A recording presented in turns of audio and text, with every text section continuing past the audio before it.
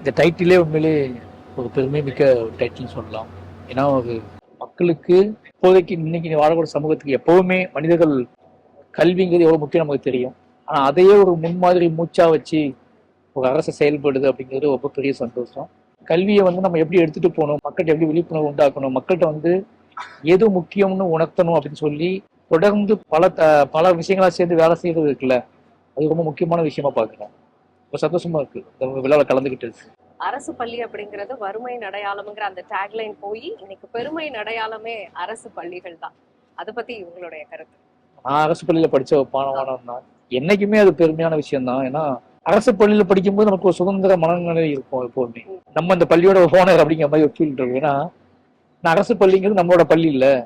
But இன்னைக்கு உள்ள வளர்ச்சி அடிப்படையில் பார்க்கும்போது கிட்டத்தட்ட அது மாணவரோட விகிதம் கூடி இருக்கு அப்படிங்கிறது ரொம்பவே பெருமைப்படக்கூடிய விஷயம். ஏன்னா நிறைய ஸ்கூல் நிறைய விஷயங்கள் அரசு பள்ளிகளில் படிக்கிறதே ரொம்ப ஒரு ஏழை மாணவர்கள் தான் படிப்பாங்க, ரொம்ப படிக்க வசதி இல்லாதவங்க தான் அந்த பள்ளியிடம் இருக்குன்னு சொல்றது இருக்குல்ல, அதெல்லாம் உடைச்சி அரசு பள்ளியில படிக்கிறதே ஒரு பெருமையான விஷயம் தான் அப்படின்னு கொண்டு சேர்க்கறது இருக்குல்ல, அதுதான் ஒரு அரசோட மிக முக்கியமான பணியா நான் பார்க்கிறேன். ஏன்னா கல்விங்கிறது ஒரு எல்லாரும் சேர்ந்து ஒன்னா கூடி கொண்டாடி படிக்கக்கூடிய ஒரு விஷயம்.